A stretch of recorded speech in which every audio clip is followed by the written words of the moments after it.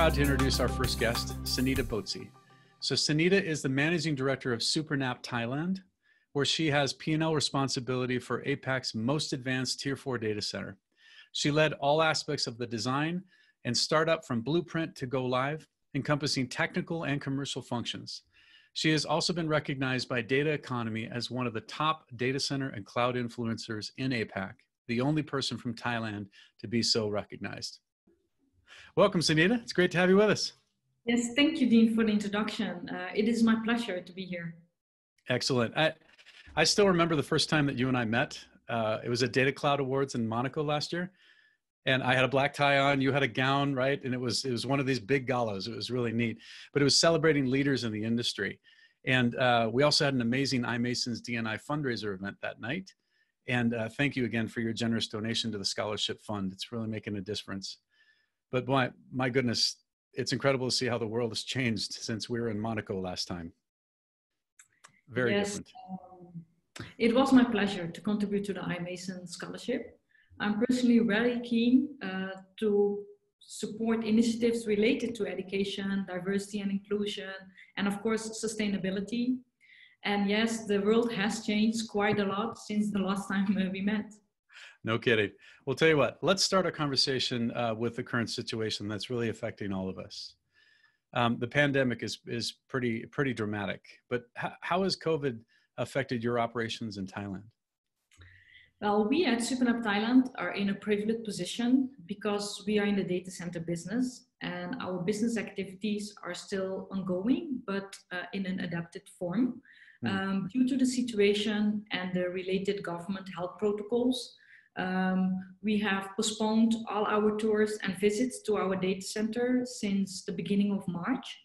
We have furthermore minimized the required staff in our data center, and our Bangkok employees are mainly working from home. We have also implemented sanitation and social distancing guidelines. Despite these adaptations, our data center continues to be operational 100% of the time because of our customized data center infrastructure management system, which allows us to remotely monitor all activities within the data center to take corrective measures if needed. And I can say that none of our measurements have affected the IT needs of our customers, and we will continue and are committed to provide our services to our customers at a Tier 4 level. That's great, and it's such a different way to manage everything remotely this way, you know. I wonder about you know, when we return. So we happen to be in a very different situation at the moment. But do you think that when things start to lift, when we get our arms around the virus itself, and we can contain and control this, do you think we'll be returning to business as usual? I think gradually we will be able to return to business as usual, but definitely in an adapted form. This pandemic has taught us many lessons, and we will really need to reconsider several aspects of our lives, such as healthcare, education system, social inequality, how we do business, and how we treat the environment. Yeah, for sure. It's changed almost everything you do every day. The fact that we're doing a global summit online, you know, everyone thought, no, I need to be in person. I need to see people. I need to do this. Well, we're adapting, and that's going to be the same in business and in our personal lives, I think. So I would like our audience to learn a little bit more about you. You are one of the most senior female leaders in our industry across APAC. Okay, so, and I'm touting you here because it's true. And like many of us, you said that you actually didn't choose this industry, it chose you. Yes. Yeah, tell us the story. How did you get here? So that's correct, Dean. The data center chose me. And if anyone would tell me 10 years ago that I would be working in a data center industry or technology industry in different parts of the world, I would say that's insane. However, 9 years ago, I was approached by a business relationship of mine for a vice president position at a Tier 4 data center. At that time, I was based in the Caribbean region. And this executive introduced me to the CEO of the data center. And I had zero data center experience at that time. And but I had gained some startup experience in my previous position. And that was one of the main reasons why this CEO hired me to help build the first Tier 4 eco-friendly data center in the Latin American region. So I started in 2011 as the vice president responsible for overseeing the construction and the project management office of the data center, as You well said as, in Latin America? yes, correct, in Latin Latin America. America. At that time, I was based in the Caribbean, yes. And so I was also responsible for setting up the internal organization. And there were only 9 data centers, Tier 4 certified data centers in 2011. And we managed to be certified and achieve 2 Tier 4 certifications from the Uptime, which was for the design and construct. Besides these certifications, I was also responsible for the ISO certification, the SOC 2, and LEED. And as you know, LEED stands for Leadership in Energy Environmental Design, which is a green building certification program with the aim to be environmentally responsible and use resources efficiently. So throughout my tenure at CTEX, I developed a true passion for the data center and technology industry. So I can say with a lot of confidence, this is the industry I definitely want to be in until I retire. And in 2015, I was approached for the managing director position at SuperNap Thailand. And that is how my journey started here in Thailand at SuperNap. Gotcha. So what I love about your story is that you knew nothing about data centers, yet there was leaders out there that knew your capabilities, and they knew that you could learn this industry, and they gave you an opportunity, right? And so stepping into that one, I think it's great. And this is something we'll talk a little bit later about, but that's happened to so many different people in this industry, right? They have not chose it; it's chosen them. So let's shift into another question around sustainability. What exactly does it mean to you?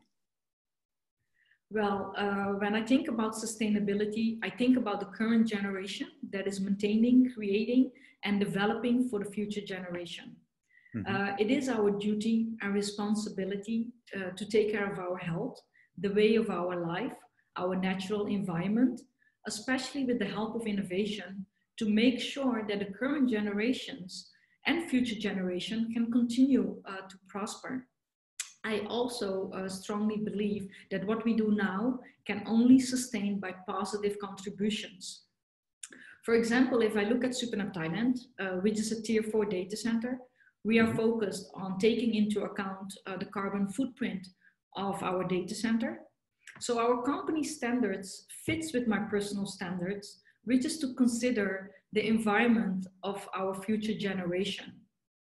And in addition to the environment, I personally, and at SuperNap Thailand as well, we are also determined in enabling our staff to further develop themselves in the positions for future career growth.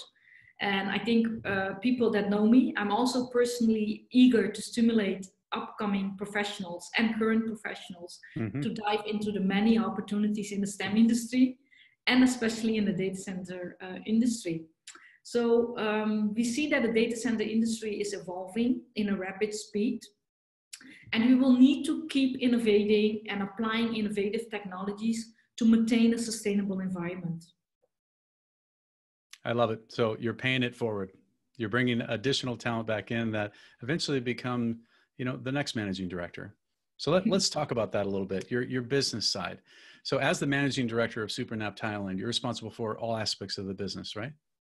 Correct. So I have some recent experience of stepping into a CEO role. It's been very interesting. So can you share some of the lessons that you've learned as you've taken on this role?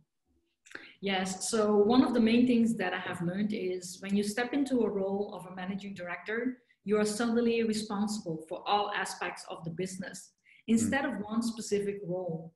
So that means there will be times that you will have to take full responsibility for things that are not going as planned, or for mistakes that have been made by your employees. And I learned by taking that responsibility and showing that to my stakeholders, I have grown as an executive. I have also learned that as a managing director or CEO of a company, one of your main responsibility is to create a sustainable environment where your employees can flourish and have a good work-life balance. And it's also essential to make yourself available, to listen and to respect any culture and person if you want to create a sustainable environment and to maintain that sustainable working environment. And I also believe in walking the talk and showing my colleagues that we can work as one team, and that is really important, enable for us to create success and achieve that success, which also means being committed, dedicated, and focused. Yeah, and this comes down to culture. You're creating a company culture that people will embrace, right? And that creates loyalty, that creates, you know, ownership, and all those different things that make us a successful business thrive. So, you know, you talked about understanding the different areas, you know, people and also different regions. You know, Thailand is different than the US, is different than Europe. So I'm curious about the sustainability side. You know, what is the perspective in Thailand on that? Okay, Thailand has undertaken many sustainability initiatives and ranks 40th out of 162 countries in sustainable development goals. And I certainly believe that sustainability development goals are slightly different from the US and Europe. For example, here in Thailand, we have a notorious air pollution problem. So this is one of the primary sustainability development goals of the country. Recently, Thailand partnered with the UN agency to cut emission and to tackle this air pollution problem. This will be a 5-year program that the government and participating businesses will contribute $120 million. The goal of this 5-year program is to reduce greenhouse gas emission by 1.3 million tons of carbon dioxide and long-lasting pollutants by 620 tons. And also, since January, the country has banned the use of plastic bags, and Thailand is committed to recycle all its locally produced plastic by 2030. Several other social development goals of the country are clean water, sanitation, quality of education, gender equality, access to healthcare, waste management, renewable energy, and sustainable cities. So there's a few things going on. Thailand's leading the charge in APAC. That's great. Well, let's expand the conversation into SuperNap Thailand specifically, right? You represent the first and the largest, I believe, single multi-tenant Tier 4 data center in Thailand, correct? Yes, correct. And you lead all aspects of the design and construction. But can you tell us the relationship between Switch SuperNap in the US and Thailand? Yes, so in 2014, Switch entered into a partnership with ACDC Fund, and they incorporated SuperNap International. SuperNap International is the exclusive licensee of Switch patented designs and operational protocol outside the United States. Gotcha. And it's also the developer of SuperNap Italia and SuperNap Thailand. So if you look at SuperNap Thailand, we are a carbon copy of one of the Switch SuperNap facilities in Las Vegas. The only difference is in our design is the localization aspects. So for example, in the US, power comes in 110 volts, and in Thailand, that's 220 volts. Also, the climate in Las Vegas is different than in Thailand. So our cooling units here in Thailand are capable of 3 types of cooling, while in Las Vegas, the cooling units are able to cool 6 types of modes. If I look at the construction, if I look at the construction, it's 100% carbon copy of the Switch facility. So when we welcome visitors that have earlier toured our facility in the US, so at Switch, somehow they react surprised when they see that our facility is a mirror of the US facility. They expect a SuperNap facility, but apparently not the same look and feel. Yeah, there's a coolness factor to it for sure. I used to be, I believe, one of the biggest customers in Las Vegas, so in a previous role. So yeah, I know what you mean. You walk in and it's literally, so it's just kind of like a movie scene, You Yeah. know, I could see it as a movie set. That's pretty cool. But you know, let's go to Thailand. I don't believe it's known as a huge center for digital infrastructure. Why was there a choice to go to Thailand with this for SuperNap International? Well, one of the reasons why we have selected Thailand is that we noticed that data storage, processing, and distribution of data by consumers and companies was in high demand and growing at an exponential speed, especially in Thailand and in the ASEAN region. And our Thai partners also noticed this growing demand and the need for a safe, secure, and scalable data center. So we established a partnership with these like-minded visionaries, which enabled SuperNap Thailand to bring onto the spotlight into Thailand as a data center location.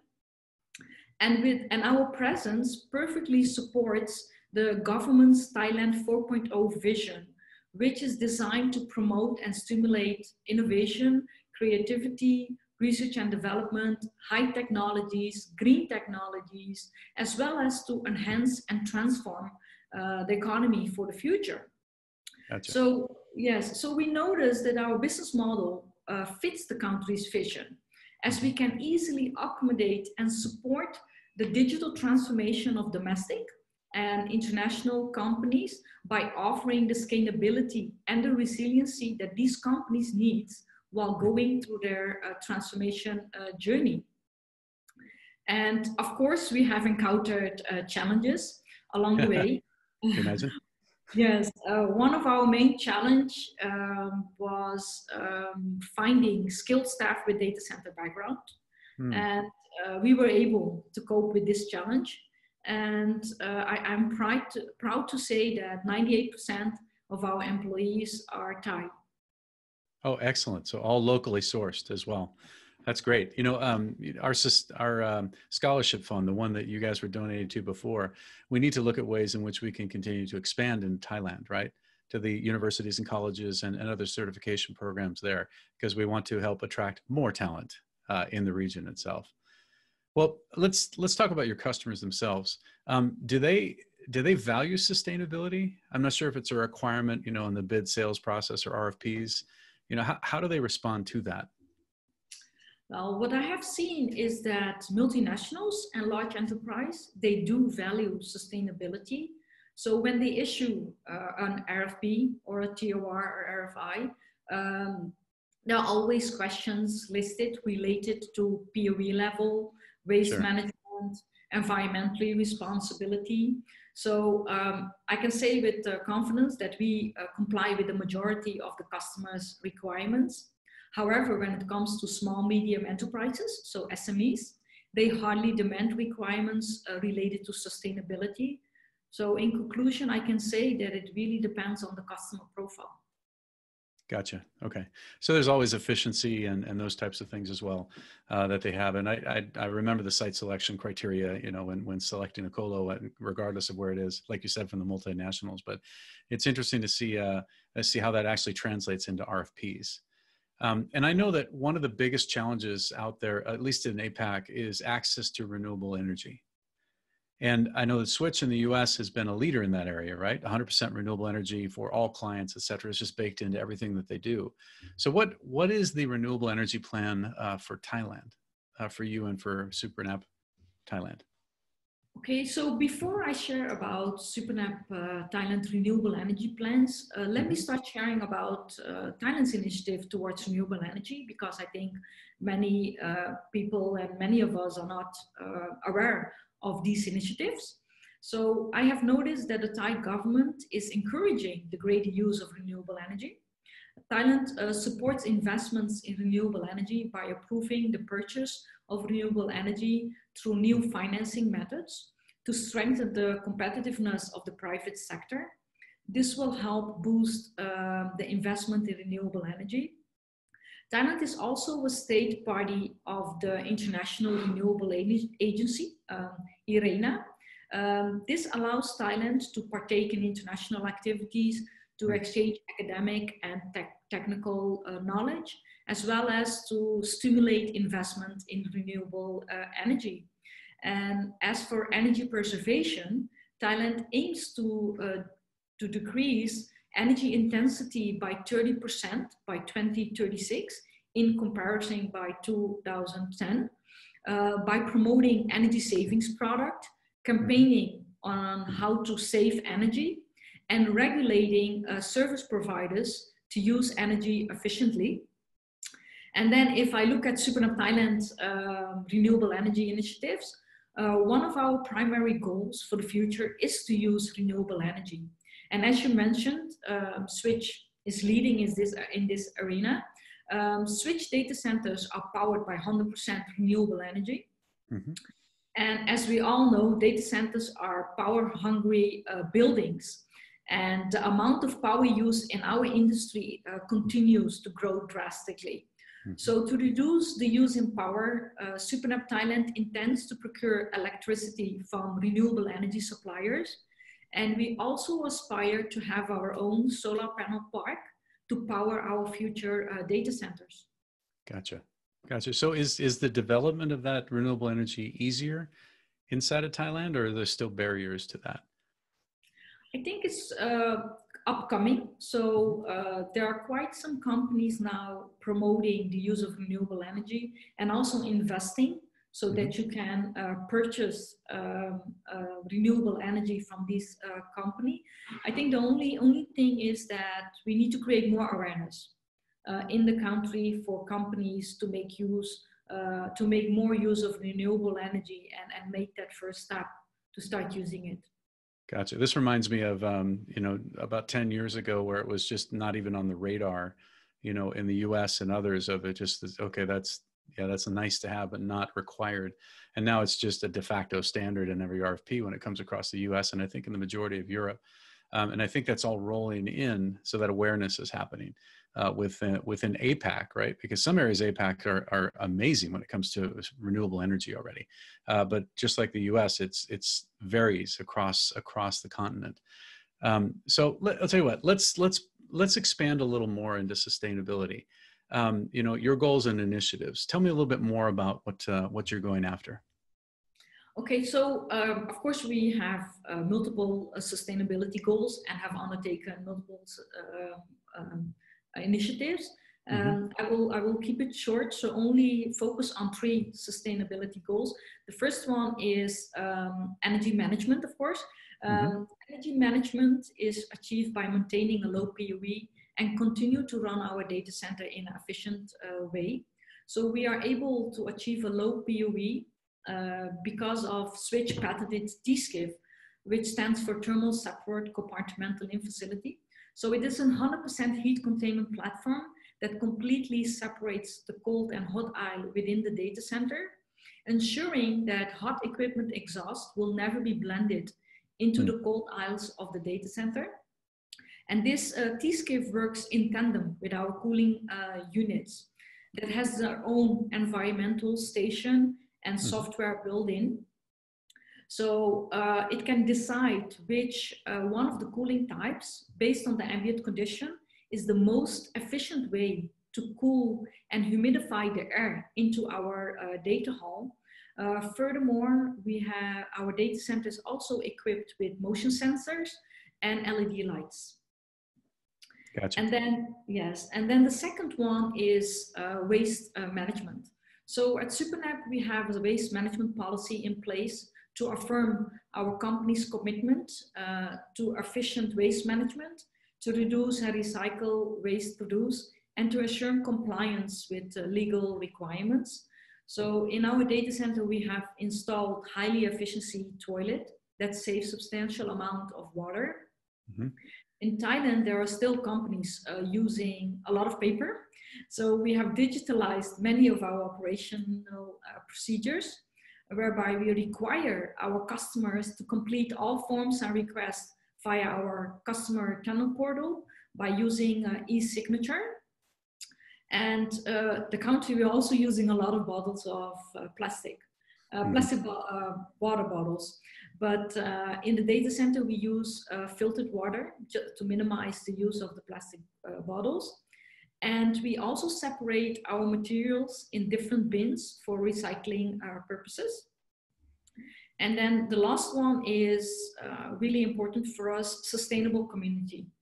We support and help the community to have food security, clean water and sanitation, better health and quality education, better healthcare, by providing donations to institutions and hospitals, and by working together with universities.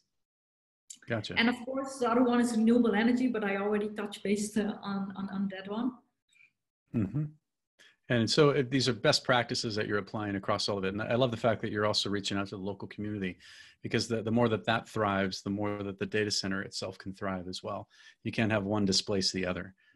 So look, Sunita, you've led the charge to build the largest, most efficient single multi-tenant data center in Thailand. You are aspiring to become the most sustainable in the country as well when it comes to renewable energy, right? So can you give some advice to companies that are looking to expand into the APAC region?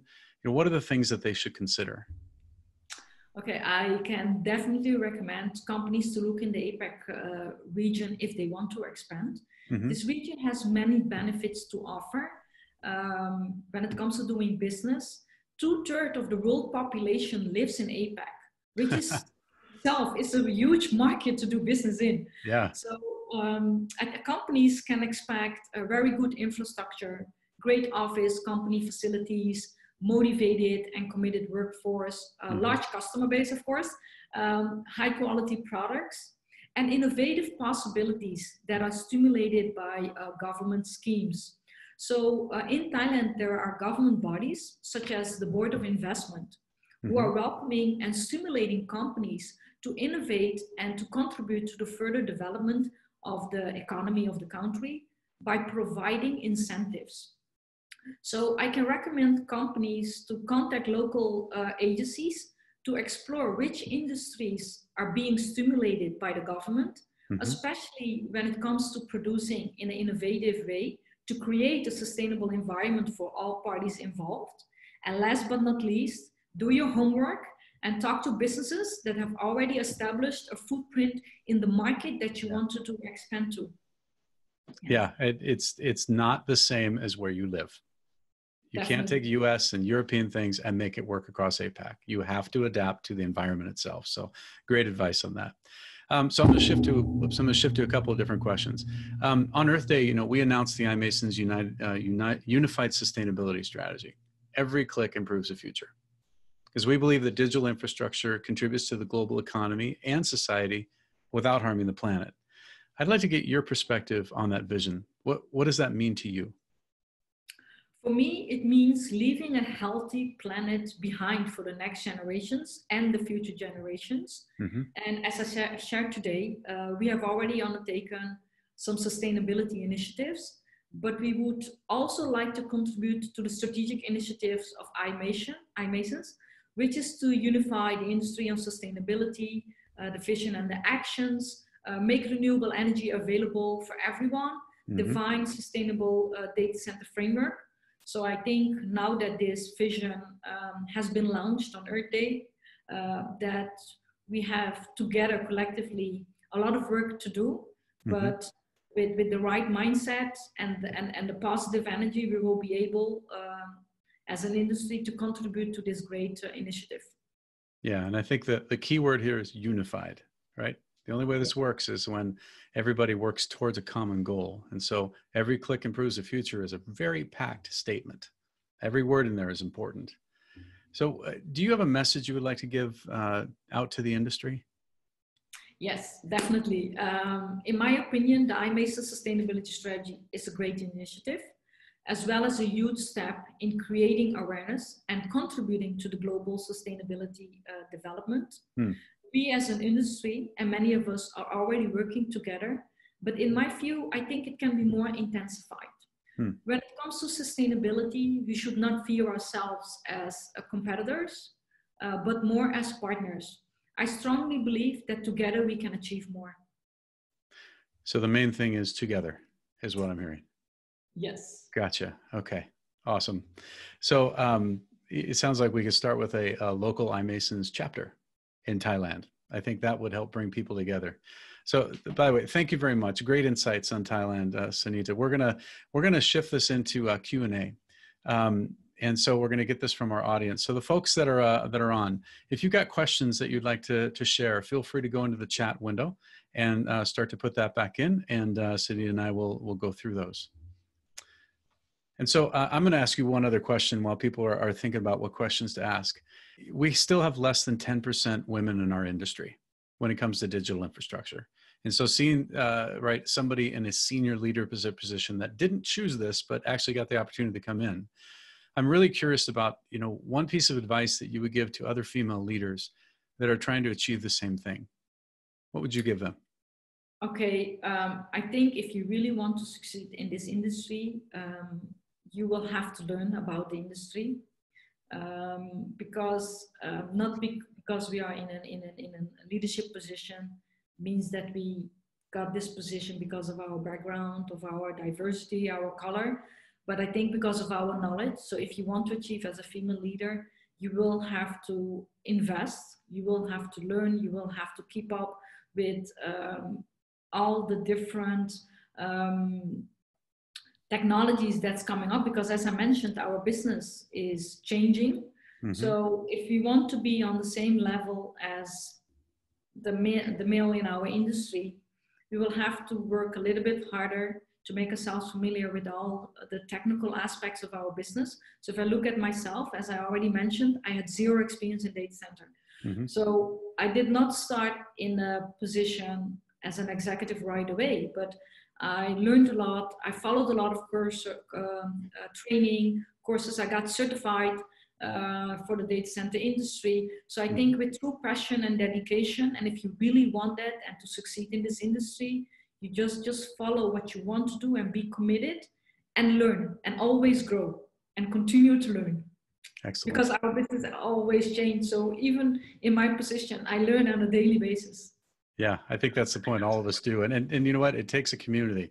So, you know, the diversity inclusion initiatives that we're doing at iMasons is specifically trying to increase the amount of women in our field, right? Whether it's entry level or other people coming from other industries into this, like you just did, you know, because it's just important to get talent specifically, but we have to purposely bring people in here to be able to see what this amazing industry is all about. So we've got a number of questions here. I'll pick a couple of them. Hold on a second. Let's see here. So thanks, Sunita, for great sharing. Does Thailand government provide financial incentives to business to use renewable energy? I assume renewable energy costs more. Without financial incentives, do you find it hard to convince your customers to use renewable energy? Actually, the government is providing incentives to use renewable energy, or at least to deploy renewable energy by building solar panel parks or investing in solar panels. Sorry, what was the second part of the question? So without the financial incentives, is it hard to convince your customers to use renewable energy itself? Actually, as I mentioned earlier, I see with multinationals and large enterprises that they really value sustainability and really wants companies to use renewable energy. Mm-hmm. But with other small, medium companies, you don't see that. So it's not really on their radar. So there's hardly, from our side, convincing them, because they are focused on totally different things.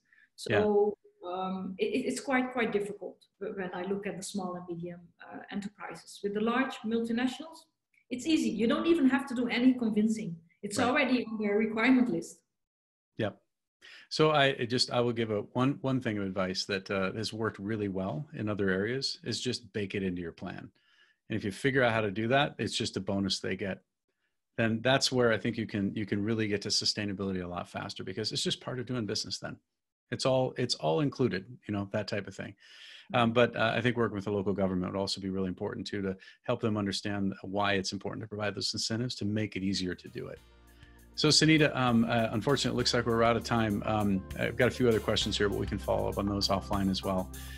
So thank you. I learned quite a bit about Thailand, and please keep doing what you're doing. APAC needs you, okay? So thanks again. Thank you.